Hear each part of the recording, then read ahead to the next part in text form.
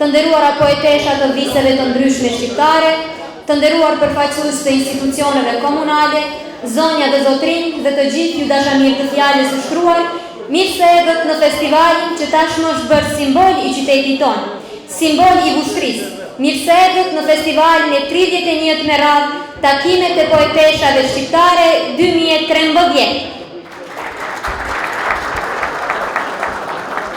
Sonte po nisim rrugtimin drejt dekadës së 4 të festivalit Takimet e poeteshave shqiptare, duke shpresuar se ky festival gjithnjë më shumë do të bëhet madhështor.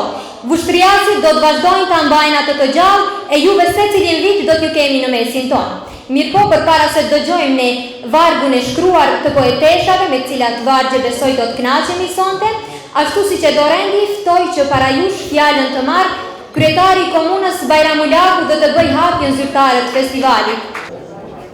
Të nderuar pranishëm, të nderuara poetesha të këtij festivali, të nderuar ju anëtarë të komisionit, zoti Paqarizi, Tafa, Beqiraj, të nderuar ju çifti Buqinsa, të nderuar përfaqësues të institucionit të komunës dhe ju të gjithë intelektual komunës dhe më gjërë që merrni pjesë në këtë manifestim të rëndësishëm të komunës tonë. Deshta paraprakisht dy fjalë të them, vërtet të them në fakt se secili qytetar natyrisht e ka një vendlindje edhe krenuar me vendlindjen e vet, krenuar me qytetin e vet.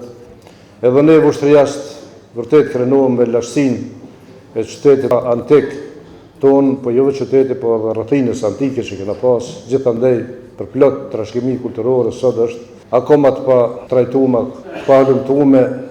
Krenohemi me vërtet edhe me kulturën tonë që na lan brezat e përparme.